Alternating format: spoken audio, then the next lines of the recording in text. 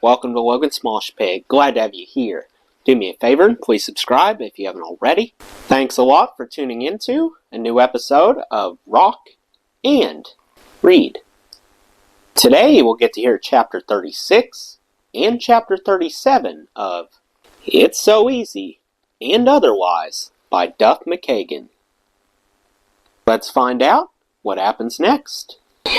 As I was pleading with the ER doctors to help me, they brought in an ultrasound scanner so they could monitor my burst pancreas. My longtime doctor, Dr. Thomas, was in charge of assessing the ultrasound images they kept taking at regular intervals in preparation for emergency surgery. Landing in the Northwest Hospital that day didn't surprise me. In fact, the surprise was that I was alive at all in May of 1994. I had long thought I would be gone by the age of 30, and I had just reached that milestone in February of that year. You knew this was coming, I thought. All you ever wanted to do was leave your mark on the world. Get in, get out. You've done that. I figured as part of Guns N' Roses, I had left a big mark. What else do you have left to live for anyway? Then Dr. Thomas suddenly said, "Hang on a minute." My pancreas had expanded and then burst. But now it was starting to contract again. Once the expansion stopped and the blood started to coagulate, they decided not to perform surgery after all. I just might be able to survive with my organ intact. No dialysis necessary. Instead of wheeling me down to an operating room, they continued to monitor me in an intensive care unit. They put me on really high doses of morphine and Librium. At first, I had buttons to push to self-administer them. For the first 2 days, it was constant. Pushing the button. Pushing the button. Then at some point on the third day, I realized, wow, I didn't push the buttons as many times this hour.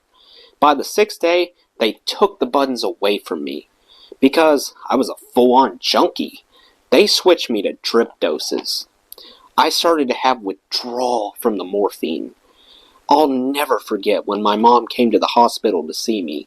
She was in a wheelchair from Parkinson's disease. There I was, her youngest son, with a morphine drip in my left arm and a Librium drip in the other arm for the shakes from alcohol withdrawal. I saw myself in the hospital bed with tubes in my body and her in the wheelchair. The order isn't right here. I should be taking care of her. It's not right. You're up. You're up. Well, that concludes Chapter 36, so let's keep going to Chapter 37. The old adage about addiction is that the first thing you have to do is to admit you have a problem. In my case, I already knew I had a problem. The key for me was admitting how selfish I was being. Look, you're hurting your mom. I didn't know whether I would survive during those first few days in the hospital, but I felt strongly that if I did live, I would be prepared to change. When I was released from the hospital, Dr. Thomas asked me to come talk to him in a consultation room. "I've arranged for you to enter a rehab facility near Olympia," he said. "We can transport you directly there." I thanked him for all his help. "I think I can do it on my own," I told him. I saw the look in his eyes change. Instead of expressing a helpful glint, they now betrayed skepticism, hardened by experience. Frustration crept into his tone. "Duff, if you have one more drink, you won't make it." I thanked him again. 2 weeks alone here in the hospital has done as much for me as any rehab could possibly do. I believe that. The mental work had started as soon as I saw my mom in her wheelchair, forced to tend to me, to worry about me, anxious she might have to grieve for me. I was done. Now that I had been granted this reprieve, it was time to turn my around. When I got to my house, my yellow lab Chloe was waiting faithfully at the front door, just as she always had been whenever I came home between tour legs. I had brought her with me when I flew up from LA, and Andy had taken care of her while I was in the hospital. Chloe seemed to sense my fragility.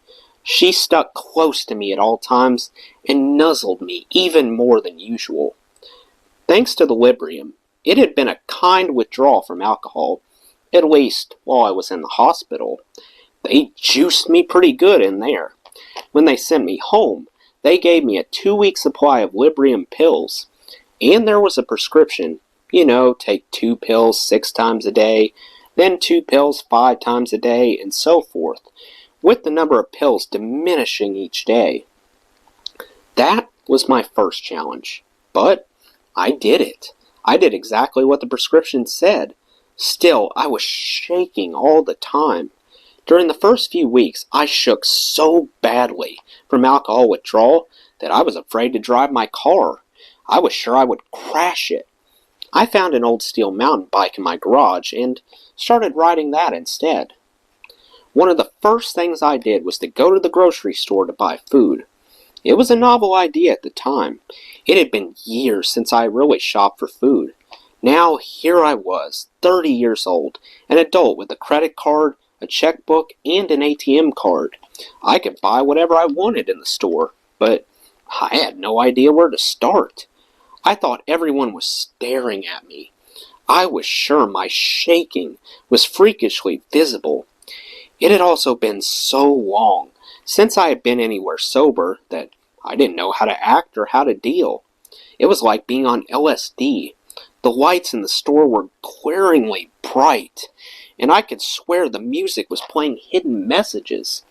I grabbed some milk, barbecue sauce, and cigarettes, and that was all. I looked at the girl at the cash register. "I give you this money, right?" My shirt was drenched in sweat, and I was having a full-blown panic attack. She nodded nervously, barely able to disguise her disgust.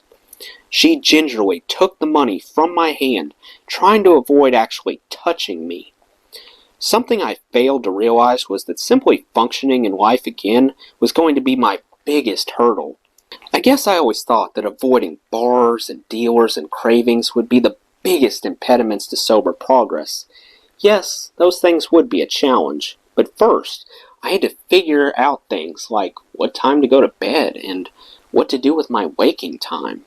How do I talk to someone on the phone now? Who do I call?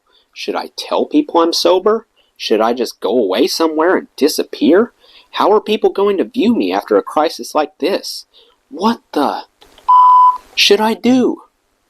Those questions reverberated until the fragile web of my existence shook. How was I going to play music again? Could I do it sober?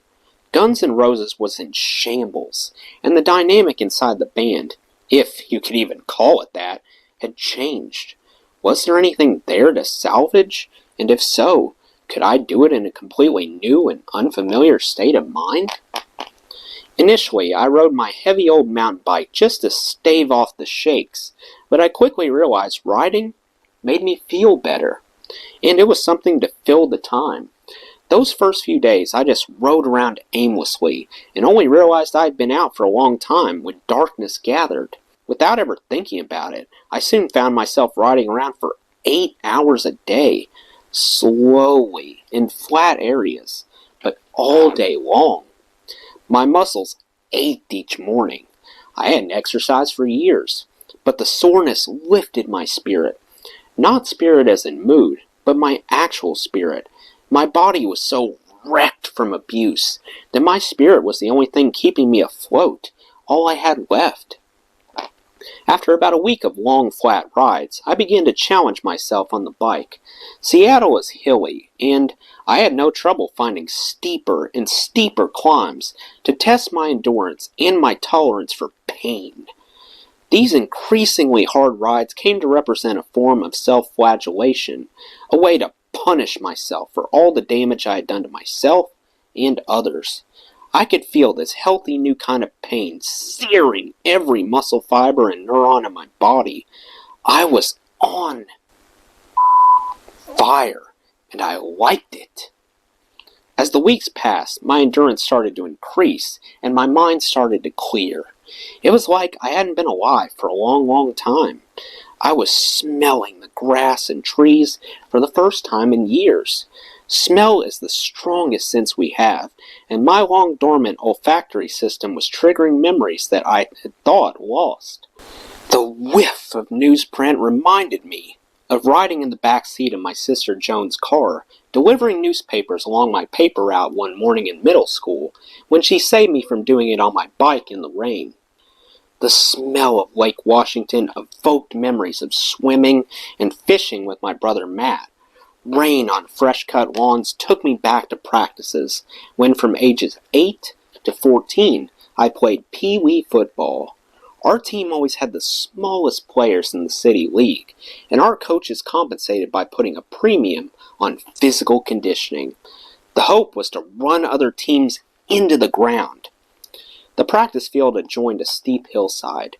Anytime someone screwed up a block or jumped offside, we would instantly hear our coaches say, "To the hill, gentlemen." This was the cue to run wind sprints up and down the muddy incline. It was intense, and I got sick frequently, but we weren't allowed to stop to throw up. We just kept running. The coaching staff always said such suffering built character. Like that, biking for entire days hurt, but also felt somehow positive, as if the aches might represent a moral victory of some sort.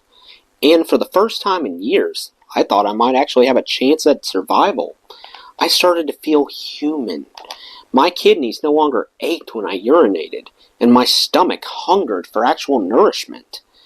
Eddie came over to my house with a book on nutrition, outlining a diet suited to the reduced capabilities of my body's digestive system in the wake of the damage to my pancreas. Lots of fish and greens. He told me he had decided to go on the diet with me. Those first few weeks out of the hospital were probably the most important in my entire life. People say things happen for a reason, and if I hadn't been shaking so badly, I probably would never have hauled that rusty bike out of my garage. And if I had never straddled that old frame and cranked those creaky pedals, I might never have held it together in those early days. I simply had no idea what else to do. Of course, I was still in a band that was trying to make a new record. At some point, I would have to return to Los Angeles, and that thought terrified me. The only hope I had was to get a mountain bike down there. It would be the first thing I did, I told myself. Not long after I got out of the hospital, Axel came up to Seattle to visit me.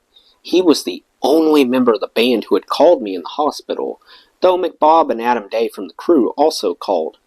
I think from afar it must have sounded to Slash like just another brush with the line, and besides, he was dealing with an addiction of his own. Not that anyone owed me a call in a situation that was of my own making, but Axel's concern still touched me. Axel and I talked about Guns N' Roses. The challenge was to figure out how we were going to make a new record and what direction we were going to go musically. Obviously, the trust and understanding within our band, the sense that we had one another to rely on like a family, had been tainted, perhaps irrevocably. A lot of wedges had been driven between us. Looking back now, it is all so clear. But at the time, I couldn't wrap my head around the fact that people we were paying to facilitate the business side of our band seemed willing to exacerbate all the personal problems among the people who made up the band. That they could be so selfish and money-grubbing and short-sighted. Now, however, I was doing sober things with Axel, riding bikes and eating healthy food, and once he returned to L.A., talking with him on the phone about productive musical directions. Maybe he too had changed. Maybe there was something to salvage in Guns N' Roses. Axel and I decided we should regroup and start writing the next album. Hell, I really have to go back down to L.A. How was I to avoid my old ways in the city, where I had almost perished? How would I keep the dealers from stopping by my house, or all the friends I partied with? Hell. Well, that's the end of chapter 37. Let me know what you thought of both chapters in the comments below. That does it for today's video, guys. I hope you enjoyed. Make sure to like, comment, and subscribe if you haven't already. I really appreciate the support. I'll see you next time. Till then, rock on.